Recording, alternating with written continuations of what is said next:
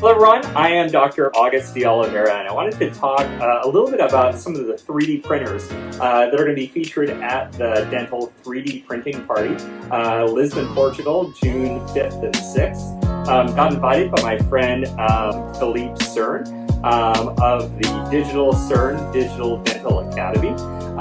So let me just talk about a few.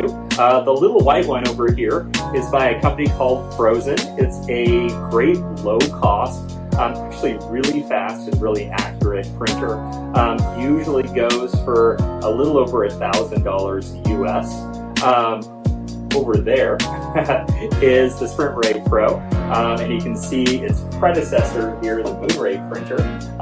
These are DLP printers. We're going to have the Form 3B there, and also, if you look way in the corner, that's the Asiga Max working on an implant analog model for me.